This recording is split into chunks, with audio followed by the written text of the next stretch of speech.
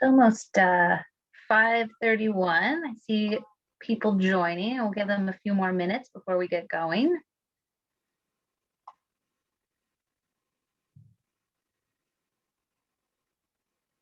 All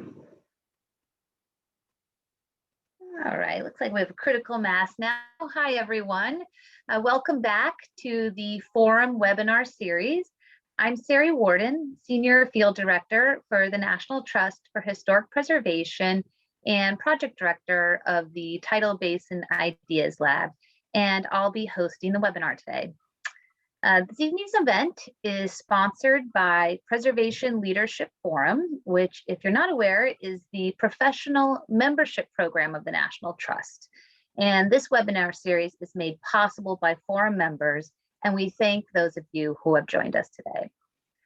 Today's webinar has been developed in partnership with our close friends at Trust for the National Mall and is the second in a series of conversations about the Tidal Basin Ideas Lab and the changing nature of public space and the complexities of its preservation. The session today will focus on issues of sustainability in light of climate change. And before we get going, just a few technical announcements. We will take questions from the audience throughout the webinar. Please send those questions in via the Q&A function directly to panelists.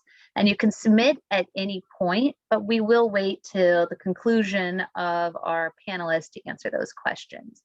You can also use the chat function to communicate to all participants today. Following the program, we will send you out a recording of today's webinar to the email you used to register. And finally, all of our Forum webinars are archived in our Forum webinar library. And now I'd like to introduce our speakers. Donald Albrecht is an independent curator and author. His exhibitions and books have ranged from overviews of cultural trends to profiles of prominent visual and performing artists. He's worked for the Library of Congress, Vitra Design Museum, Cooper Hewitt Smithsonian Design Museum, and the Museum of the City of New York, among other institutions. Thomas Mellins has curated exhibitions on a wide variety of architectural and cultural subjects, from 400 years of residential architecture and domestic life in America to the history of the New York Public Library.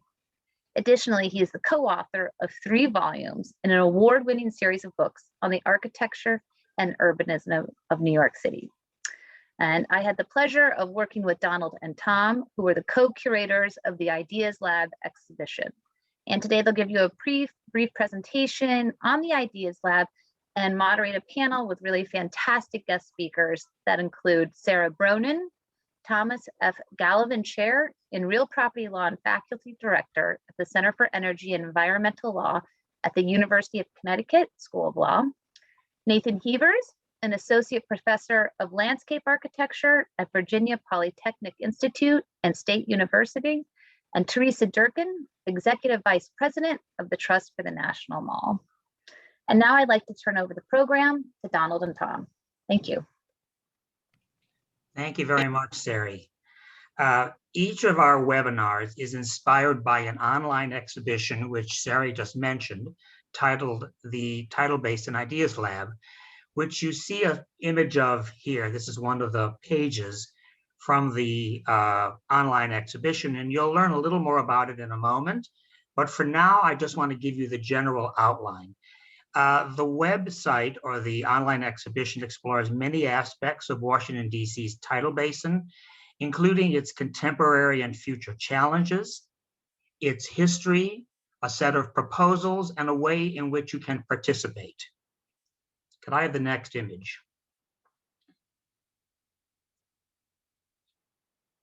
The site of the tidal basin in Washington, D.C. has been the focus of engineering, architectural, and landscape interventions since the late 19th century. The formative period, though, is really the 1880s through the 1940s. It was then that to stop the Potomac River from flooding the site, gates were built to regulate the water's flow. These gates created today's tidal basin. At the beginning of the 20th century, the landscape was radically changed by the creation of a grove of cherry trees, which is the site of the very popular Cherry Tree Festival every spring. And in the mid-1940s, the Jefferson Memorial was completed, the first of many memorials that have been built in its wake. Can I have the next image? Today, however, these gates from the late 1880s are inoperable, and the site floods daily. It's deeply in danger. The rising waters and the sinking of Washington, D.C. itself due to geological shifts exacerbate the problems confronting the tidal basin. Can I have the next slide? Additionally, the site is in effect a victim of its own popularity. Tourists flock to the site to see the memorials throughout the year, and millions come to see the cherry trees in the spring. This overcrowding has added to security problems and environmental problems. Could I have the next image? This dramatic image shows you what the site will look like if nothing is done. It will be largely inaccessible within decades. Could I have the next image? Now, in response to this problem and to the importance of this cultural landscape, the National Trust for Historic Preservation and the Trust of the National Mall initiated what they dubbed an Ideas Lab. It was created to spark creative ideas and solutions to the problem. So not just an answer to the problems, but also what might a new landscape look like for the 21st century. Could I have the next image? In the Cultural Landscape Report, the treatment of the tidal basin was recognized as not only conserving current conditions, but also, given the intense threats of the landscape, how could this be responded to? As a result, 5 landscape architects of national renown in the United States were invited to participate. Landscape architects think regionally and over long periods of time, which was necessary requirements for addressing the problems and the challenges of the tidal basin. Could I have the next image? Okay, now on to Tom. Thank you, Donald. It was a deliberate decision on the part of the trust not to hold a conventional design competition leading to a single winner. And the reason for that was that they felt if there was a more open discussion and greater exchange of ideas among the 5 firms, that a broad range of responses would result from very practical, a kind of roadmap for change, to very conceptual. And the notion behind that was that if it included visionary, if impractical responses, it would stimulate a kind of national conversation and help people to think out of the box, to really reimagine the entire cultural landscape. Here, for example, is the proposal put forward by D-Land Studio, which is headed by Susanna Drake. And to highlight just one aspect of their proposal, they suggested that a new peninsular landmass be actually created and project out into the water. And you see this on the lower left-hand side of the image, adjacent to the Lincoln Memorial. This would provide a new gathering space, but it would do more than that. May we see the next slide, please? It would also involve the relocation of the more recent Martin Luther King Jr. Memorial. And its relocation has 2 motivations in this proposal. One is to simply move it to higher ground to protect it from potential damage due to rising waters.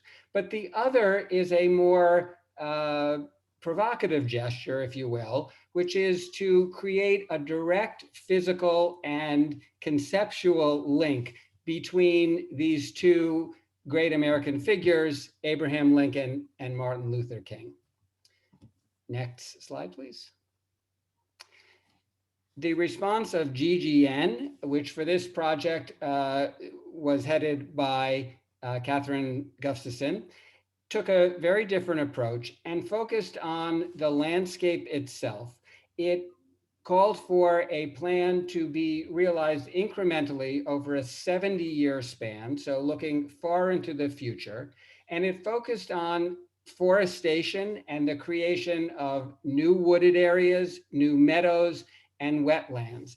And in the process, the cherry trees would be moved to higher ground and also augmented by native flowering trees to tie the landscape into the greater region and the natural environment. Next slide, please. Reed Hildebrand, under projects Gary Hildebrand and Eric Kramer, focused not only on gathering spaces, but on circulation. And they proposed a series of new walkways, some at the level of the tidal basin, but others elevated. Here we see one such walkway called Independence Rise. Next slide, please. Walter Hood took a very different approach and created a series of narratives, what he called a novella in 4 acts. And each section involved an imagined tour. In this case, we see an African-American family touring the site. And Hood's interventions would be a series of signs or structures that would, in a sense, peel back the landscape to reveal hidden histories. One such example is the so-called Hush Harbor. The tidal basin and the adjacent wetlands are similar to natural formations that you would find throughout the region, including on former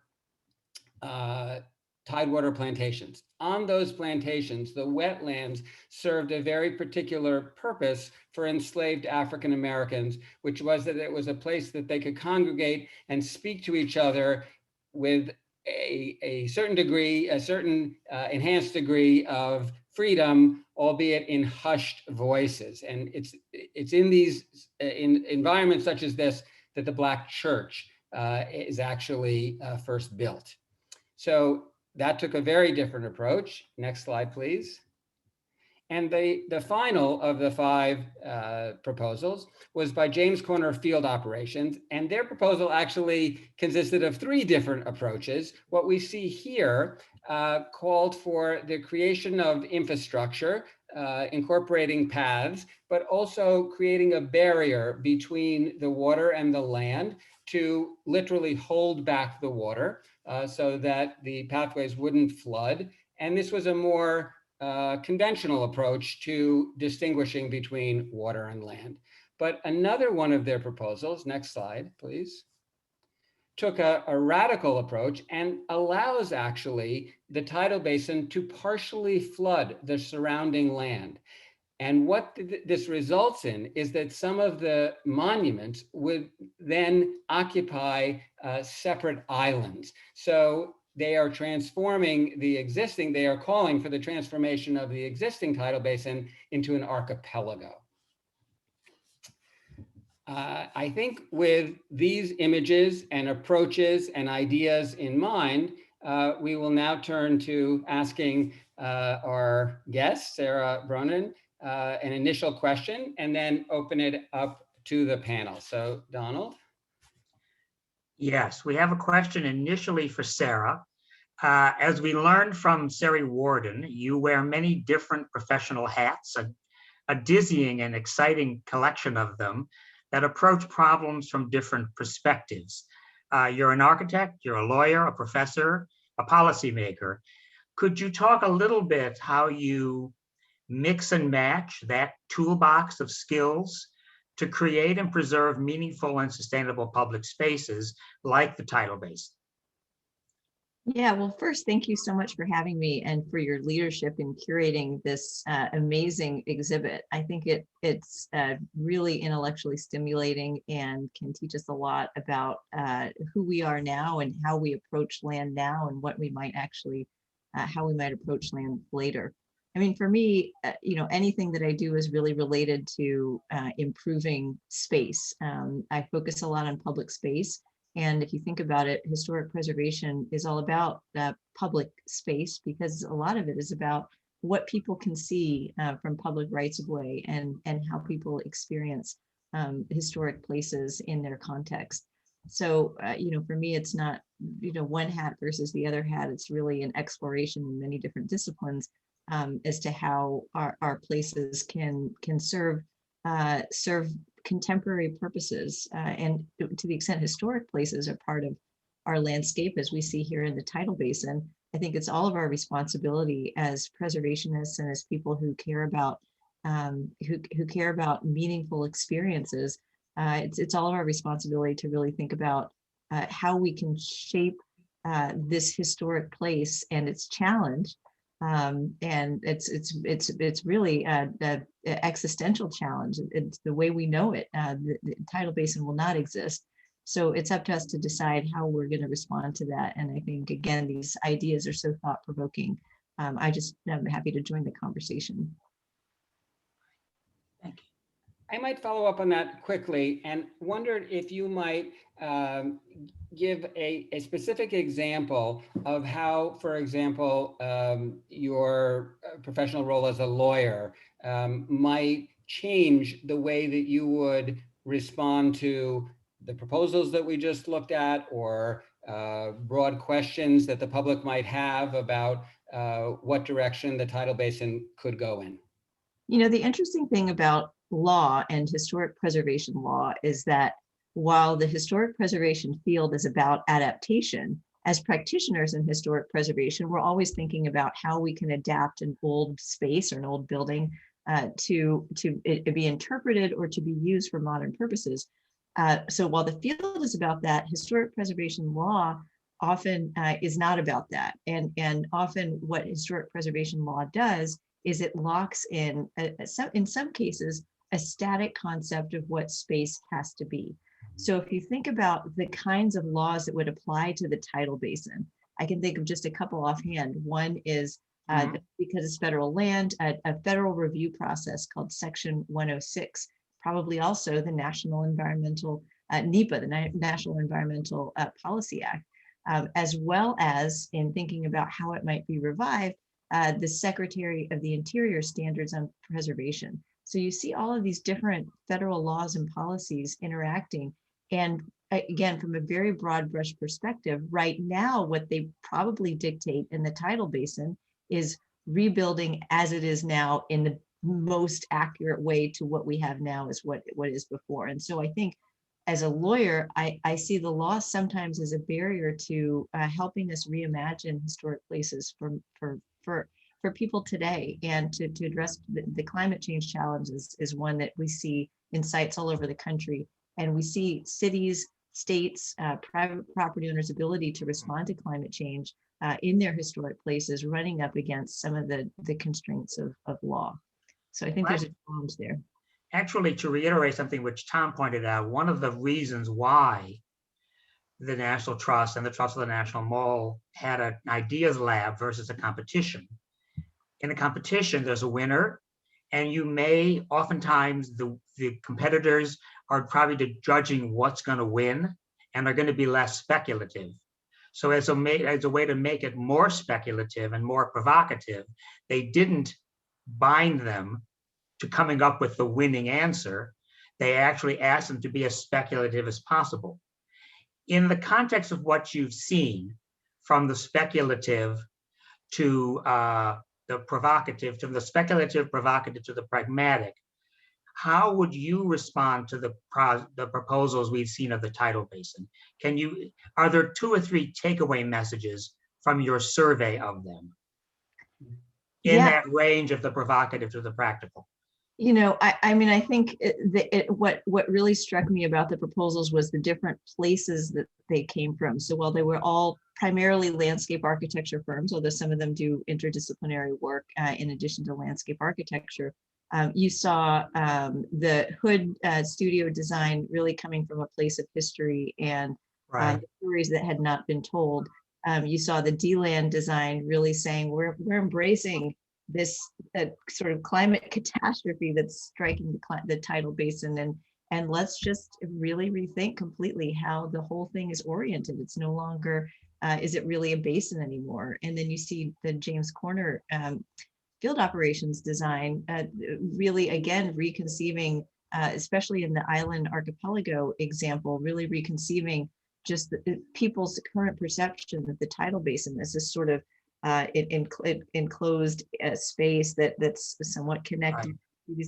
But making these wild giant islands everywhere, and for the purpose of defense and protection, but also really reshaping it. I mean, again, the different approaches were what really struck me, and it's hard to say, whether the couple that adhere more closely to the current geometry and the current perceptions and try to preserve that are actually the best approach. I mean, perhaps it is time to radically rethink the basin. We should probably now be rejoined by our other participants. Right. So Teresa Durkin and Nathan Heavers. Hi. Welcome. Hello. Hi, everyone. One of the things that strikes me unites these very disparate visions is that they're all very ambitious in different ways. And while the 19th century infrastructure is no longer working, and the monuments are the subject of much discussion and a certain degree of conflict and contention today in terms of who writes American history, it is striking that despite those elements, you have to say that the individuals and the groups and the government that originally created the tidal basin were nothing but ambitious. If anything else, they were certainly ambitious. How can we today harness that degree of civic engagement, that degree of civic will, and that degree of government involvement? You want me to answer that? Yes. I think we're You're at the foundation of the whole project. I think we're at the very beginning of doing just that. And that was really the reason to have an ideas lab as opposed to a design competition, which would march along that path, the NEPA, the Section 106, the environmental assessment, the winning design, and would be very prescribed in its outcome. Mm-hmm. And we felt that at this point in time, DC was ready for a big idea. I mean, the big idea in the 1700s was L'Enfant's plan when it was a fledgling nation in a rural area. In the late 1800s, the tidal basin was built 2 years after some epic flooding, that you couldn't access the southern part of the city only by boat. So that was the big idea of that time. And it was built in response to flooding. Today, we're also facing flooding challenges. We're still facing that. And many cities around the country are, almost all of them.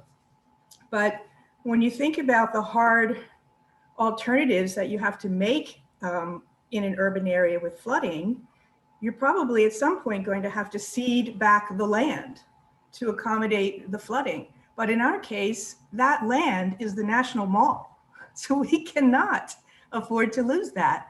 And we knew that with the Ideas Lab, we could start to have a dialogue around these very important discussions and admit to ourselves that the National Mall is a vulnerable landscape and one that we just cannot afford to lose. So what are we going to do about it? It's going to take decades and generations to solve, likely, but we had to start the dialogue. Nathan, do you want to add to that? Yes.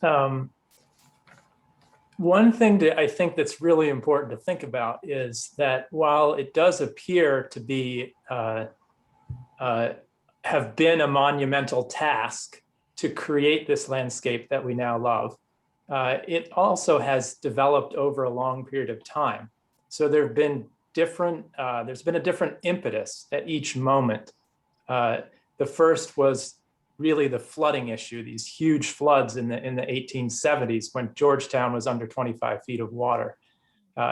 And there have been, it's taken time to develop the landscape that we have now. So I think at the core of all of the proposals is the idea of time, and that the next stages of this precious landscape will take time, and that there's not a kind of a singular solution to the situation that we're now in.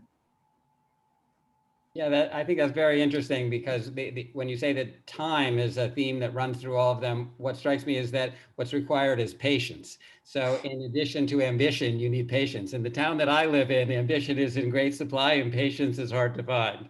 So Yes. I don't know if it's different in Washington, but. It seems it takes patience too. I mean, think about the FDR Memorial, which is one of the wonderful spaces along the Tidal Basin. Yeah. And how long that took, and then the 20 to 25 years for the MLK Memorial. So the tricky thing is that we're just beginning to enjoy the fruits of these memorials, and now we're facing these additional challenges. Yeah. I have another question. This is more for Sara. It goes to the many hats question again. As a policymaker, what advice do you give architects regarding our responses to climate change? And as an architect, what advice do you give policymakers? How do you engage yourself in the dialogue between those two people? One group deals with the physical, the architect, and one group deals with the more ephemeral and the political, the policymaker. Yeah, so as an architect, I work here with the AIA Connecticut and of course nationally too. I just did a webinar with them on Monday. Actually, the theme of this talk that I gave to AIA National on Monday was get involved with, in that case, zoning reform, because architects are not always at the forefront of developing laws. And the problem with that is that lawyers who don't have that background end up creating rules about physical space, whether it's zoning or historic preservation or even environmental laws, that don't really sort of mesh with the realities of the things that don't really mesh with the things that architects know about, which is the way that space affects people, the way that how we develop land affects people. So my advice to architects, if you're on this call, is always get involved with whatever level, at whatever level of government that you possibly can, to put a design stamp and embed design into law. For lawyers, they could benefit a lot from that expertise. For policymakers, I mean, thinking about architecture, of course, I think the way that we relate to each other through physical space is, one of the things that I think most of us on this call probably think about, dominates probably the careers and thinking of most of us on this call.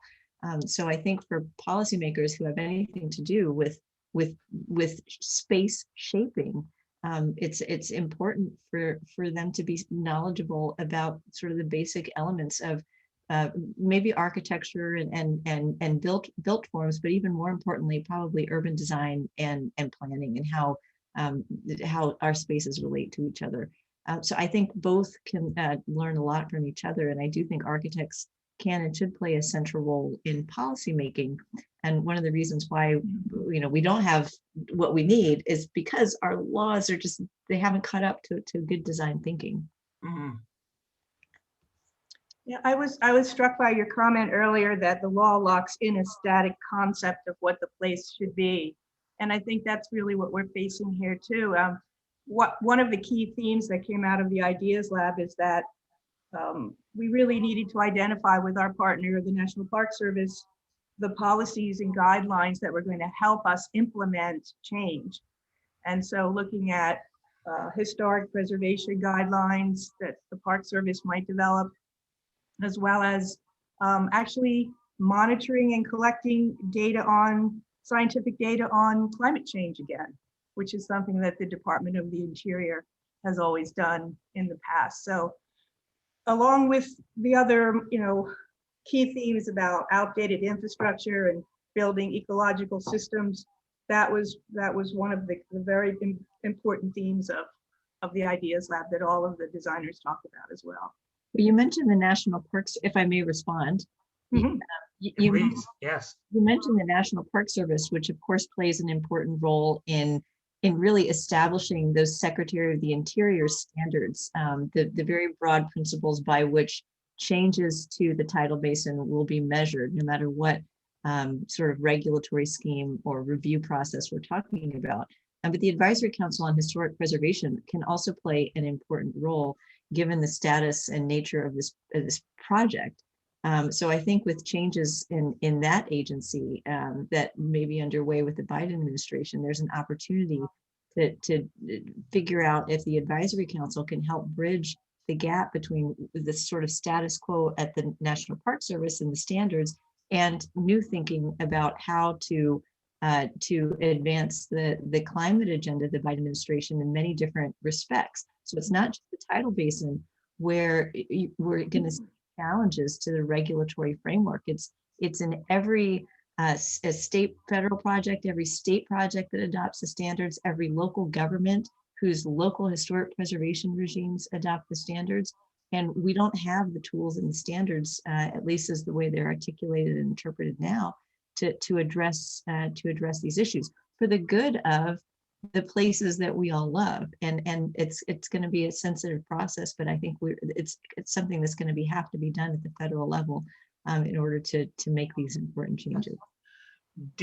I'm curious to know, and this is more for Teresa and Nathan, do individual projects sometimes set the model for general changes to the laws? Or are the laws always determined from a global standpoint? What's the relation between the particular project and the national standards? Well, generally what we find is we have to follow the letter of the law. We're not going to be given a variance on anything. But for the tidal basin, we think it's going to be imperative to start to implement some change in some of these policies, which is why we wanted to start now, because as you said, some of the ideas and making real change happen on the tidal basin is going to have to adapt and evolve over time. So little by little, we'll be able to do things. It's never going to be one big giant project that gets wholly funded and built all at once. That's just never going to happen. So over time, with the inevitability of what we think is coming, we can start to work on the policies that are barriers to perhaps creating, new ecological systems as a first step at the tidal basin, and on and on and on. It's the project isn't going to change the policy. The policy has to come in line first to allow for the adaptation, in my experience. Nathan, you have thoughts? Yeah, I can't really answer that one. I wish I could. It would be, I think from the designer's standpoint, by and large, and it would be wonderful if the two could go hand in hand. I think that this is perhaps a scenario where that might actually be possible. It's actually the difficulties that the tidal basin will face might inspire people to think about changing the codes.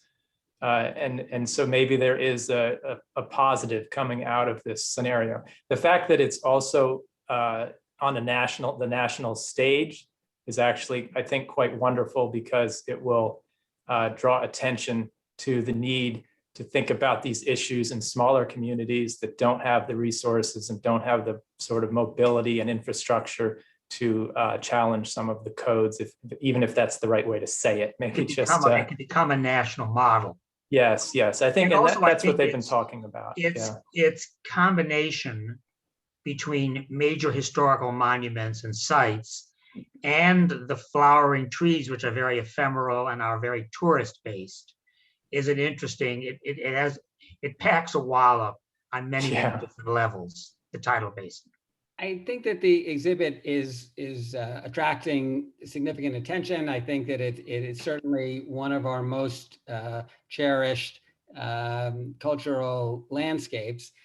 So I think that the imaginative part is very engaging. In terms of what happens next and the process, I think that for many people in the general public, it's a complete mystery. Like, what happens after this? And one of the things that strikes me is that there are multiple players. There's the federal government, there are nonprofit groups, there's the public in general. How do each of those entities fit into the process? How does each one have its voice heard? The various constituents. Yeah, and that's a question for all of you. I can just answer for the two trusts. Yes. We're doing that right now with our website around the Ideas Lab, inviting the public to view the proposals, take the survey, help us to collect information so that we can quantify that, share it with the Park Service, also share it with Capitol Hill, and try to educate the folks on Capitol Hill about the urgency and the need at the tidal basin.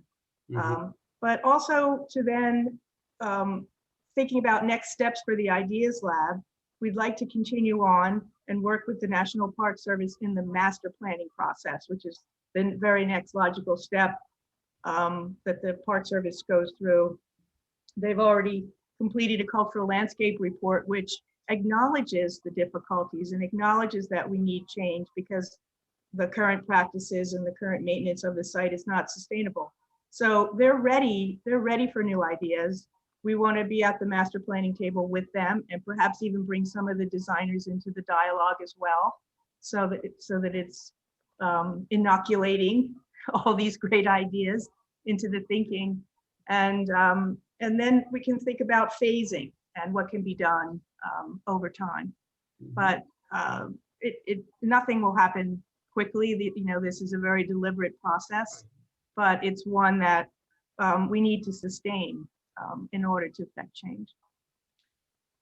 From a technical standpoint, depending on the legal process we're talking about, the certain entities have a formal consulting role with the site. So certified local governments, in this case, Washington, D.C., might have a formal consulting role as to what happens. And so in addition to this liaison that Teresa's talking about, there may be other entities that represent different publics that may have an existing role in the statutes or have a role that they can petition to be involved with. I did want to just mention on your last question, the way you're thinking about how the law could evolve. It could evolve through this process. It could evolve through the existing formal reviews. But if you step back and look really big picture at historic preservation law generally,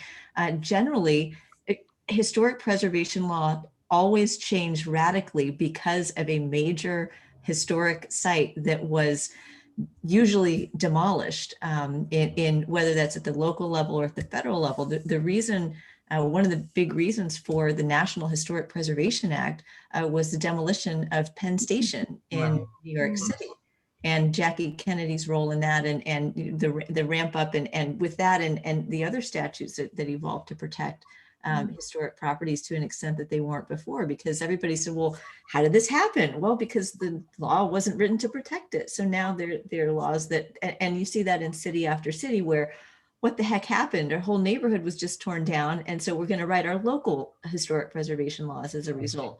So this is, I think this has the potential to be one of those places that catalyzes legal reform in the ways that we know we need to do, and we know we need to think about it as a movement. And pushes it forward in a positive direction. Sara, I want to have another question for Sara. This is moving the conversation a little bit beyond the tidal basin. Could you give us an example of a project you're working on now that explores climate change and that uses historic preservation, your role as an architect, historic preservationist, a lawyer? Can you give us an example of something you're working on now that might have relevance to the tidal basin, or it might just be interesting to learn about? I mean, sure. I mean, I dropped a link in the chat to, and I have a few more sort of scholarly pieces that have come out because I'm a law professor. That's my day job. So I write a lot in these areas. And talking about adapting the standards to climate change. And if you follow the link, I've also been writing recently about energy efficiency and historic buildings' role in helping us meet our energy reduction goals if we invest in their rehabilitation and so on. But thinking about projects that I'm aware of and have not been directly involved with, but I think speak to this conversation, I want to talk about what the State Historic Preservation Office in Connecticut is doing. And I see Mandy Ranslow, who is from Connecticut, and we lost her to DC, and a couple others from Connecticut on the call here. But our Historic Preservation Office has taken Superstorm Sandy funding and actually done documented on our coast, all of our historic sites that are within the areas which might be subject to sea level rise. And so the Yukon, where the institute that I help, that I'm affiliated with down in Avery Point, has done a study of sea level rise projections. And then again, the state SHPO has come in and identified where historic sites are in Connecticut. And the reason I mention that is because there are very few states that have done those kinds of surveys, data-driven, database surveys on climate change, in that case, sea level rise and the impacts of that. But in other states, it could be wildfire, vulnerable zones and so on.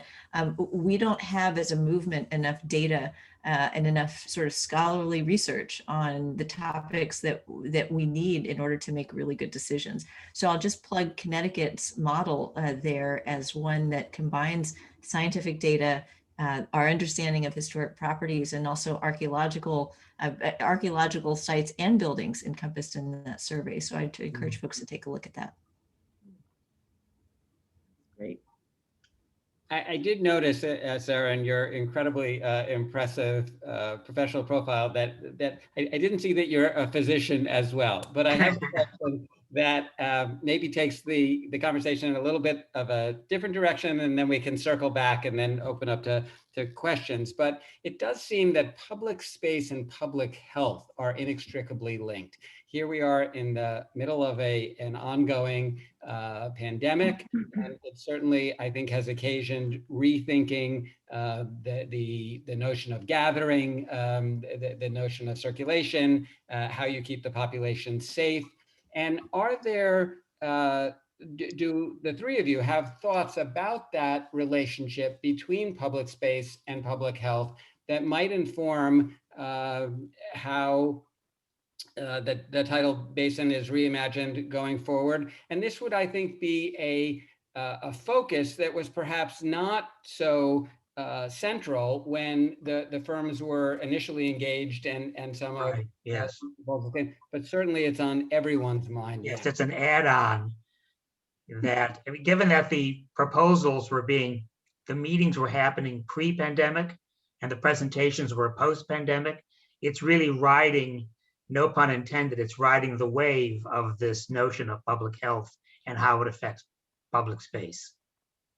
Yeah, but I'm a landscape architect myself, so I can say, and Nathan is too, is we're always thinking about that aspect even before the pandemic, but now especially afterwards, especially around the tidal basin, because we have this cherry blossom madness that happens every spring, where 1.5 million people show up within a week's time just to see these blossoms, and they're all huddled together on the edge of the tidal basin on these narrow pathways and hanging off the trees and trampling the roots.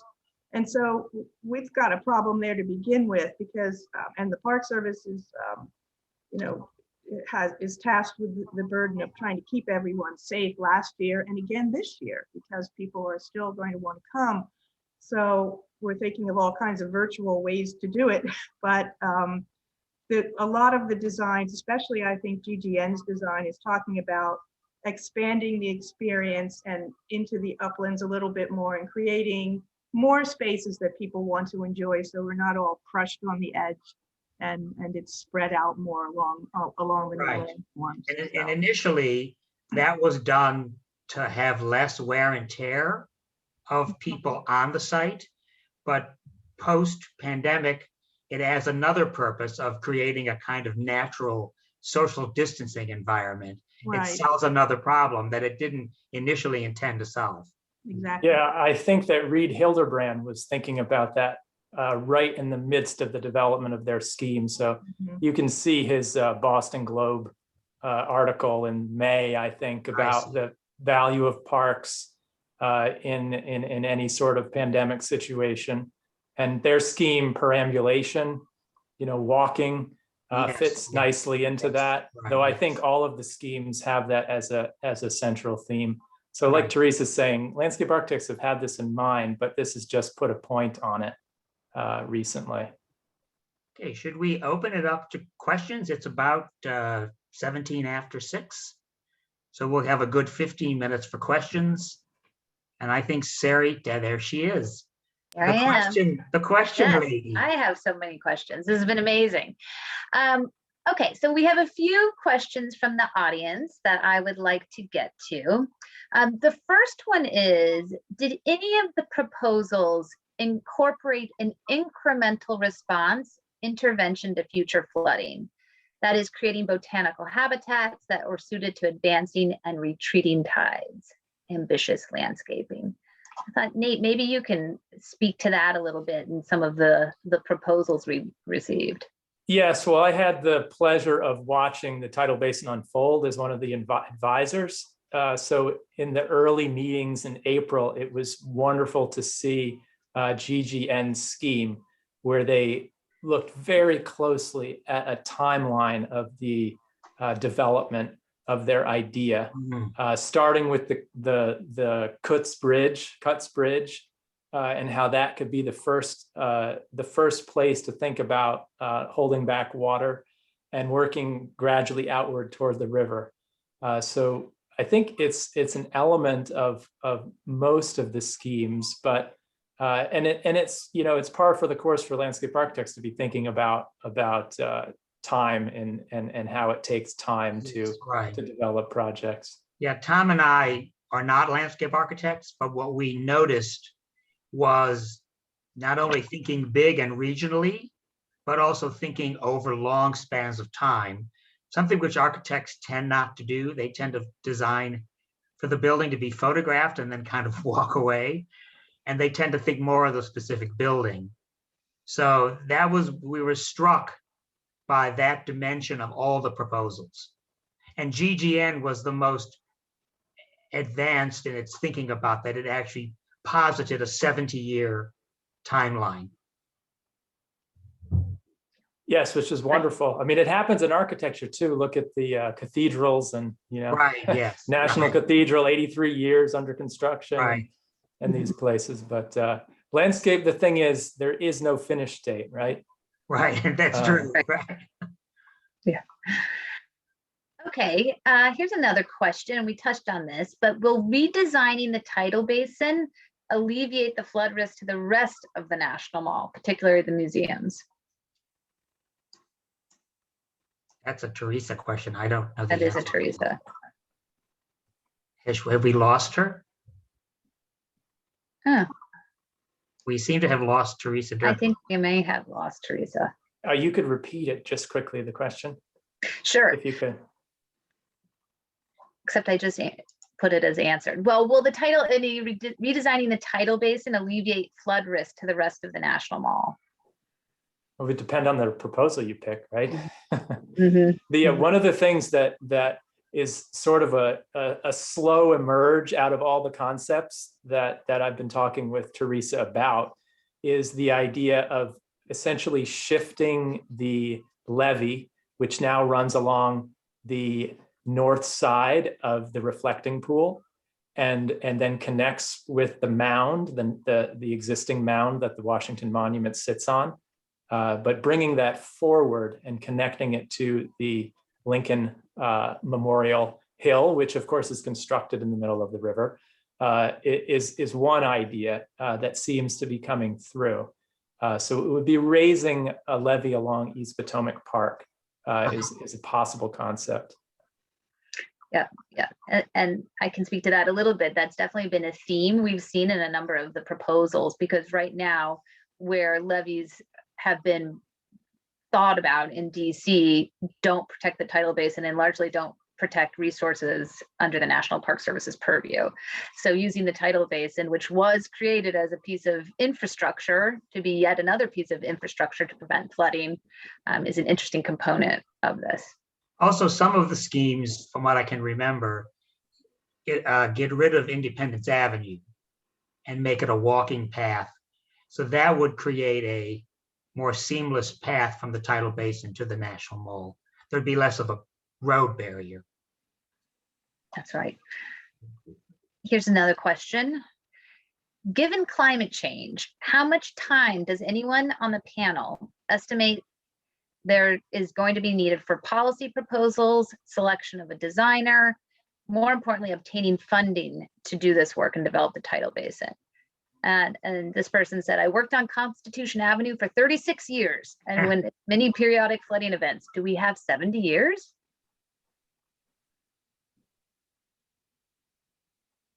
Sarah, do you have an answer? I see silent. As part of your closest to the team. I don't think we have 70 years because, as we all know, sea level rise is imminent and only increasing, unfortunately. So I think it's a combination of long-term planning and incremental planning and phasing an approach, but ensuring we're looking at the tidal basin holistically and not just fixing a seawall here and a levee there, so there's something larger, but really thinking about the place in the long term, but phasing our approach as well. Mm. Nothing's easy at the tidal basin. That's why it's a fun project. What might be the first step of the many steps over time? Mm-hmm. Well, I think there's a lot of attention right now to the seawall itself of the tidal basin because it is crumbling. And there's major subsidence at the site. So that's going to be a critical piece to do major work at the tidal basin. But what we don't want to happen is just these sort of Band-Aid approaches to the site. We want to think big and we want to think long term. We perhaps need to think of on a 70-year scale, but be thoughtful and comprehensive about the work we do and how it will all tie together. Good. Okay, let's see. All right, I like this one. I might have to answer this one though too. How are design firms whose ideas are presented here being compensated? They are making great contributions and we need to make sure they survive as businesses. Well, I can tell you they were compensated. They probably did more work than we paid them to do, but we were able to offer a stipend to all the firms for their work. Yes, the project is underwritten by the American Express.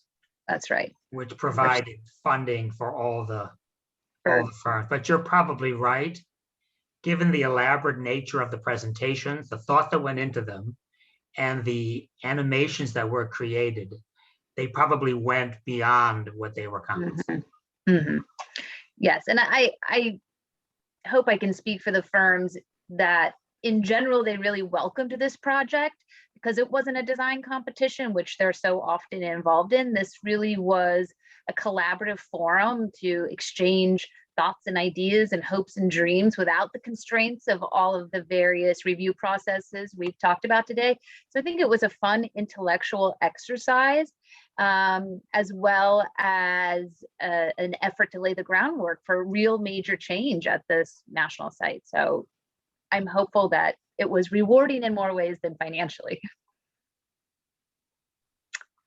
Okay, I think we have time for maybe another question or two. All right, Sara, this one's for you. You may see it on the Q&A. Sara, can you please talk more about Section 106 regarding how preservation law can counteract preservation proposals? Yeah, so Section 106 is the federal law, part of the National Historic Preservation Act, that requires a review when there is a federal agency project that meets a certain standard. It's called an undertaking, and there's a definition for that. This would certainly constitute an undertaking under Section 106. The review process entails it's considered a stop, look, and listen provision. It entails the agency looking at how their project will affect historic properties. And if there's an adverse effect, the agency has to make completely sure through its review that that the adverse effect essentially is warranted by the circumstances. If you look at how that provision has been interpreted over the years, you can probably predict that there will be a finding of an effect and there will be a finding of adverse effect. And so the question at that point, it's actually kicked over to the agency as well as the Advisory Council on Historic Preservation and the DC State Historic Preservation Office to kind of come together and see if they can agree on a path forward. So if we assume that any of these proposals or anything that's proposed would have an adverse effect on the property as it was designated as on the National Register as a national landmark, then the agencies would go through that process. So that's all, the legal side. But the interpretive side, I think, is going to be really important here. And again, it's going to come down to the way that those entities come together and decide whether there is enough here to warrant the adverse effect on historic properties or enough here to justify it such that the Section 106 process can be concluded without, let's say, litigation or perhaps a decision not to do the project at all. So the Section 106 review is going to be critically important, but also what's going to be critically important is how the agencies interpret the finding of adverse effect and the path forward. So this is, again, I think we're going to have to look to the new administration to see how exactly they're going to treat historic preservation law in this new future when we have challenges, known challenges like this one that are coming because of climate change. Mhm. So we'll see, to be determined. Mhm. Yes. Well, thank you to all of you. We're almost out of time. So I think we've answered the majority of the questions. Just wanted to thank the panelists for that great conversation. And thank you to our participants for your very smart questions as well. But before we wrap up, just a little bit of information about upcoming programs with Forum. Keep talking. This has been a great conversation. You can continue that on Forum Connect. It is free and open to everyone. We have a number of conversations going on there. It's a great way to meet like-minded people and have some great discussions. And don't forget to take advantage of additional upcoming webinars. If you're not Zoomed out, join us tomorrow at 3 p.m. for a webinar on historic preservation advocacy in the 117th Congress. And on the 24th, we'll have our third of 4 Tidal Basin webinars, and that will be on memorials and controversy. And we'll have a really great discussion and panel for that. And that's it. Thank you to everyone who attended. Really appreciate you all. Okay, I just want to thank add- you. And we'll keep talking. Yes, thank you. Yeah. You can also Yes. participate on the website and add to the website if you'd like. There's a Yes. We want you to visit and do the Yes. survey. So we There are know many what you think. opportunities to participate and advocate for the tidal basin on the website. All right, thank you all. Yeah. Thank All you. right. Thank you. Thank Have a you. good evening. Thank you. Thank you all.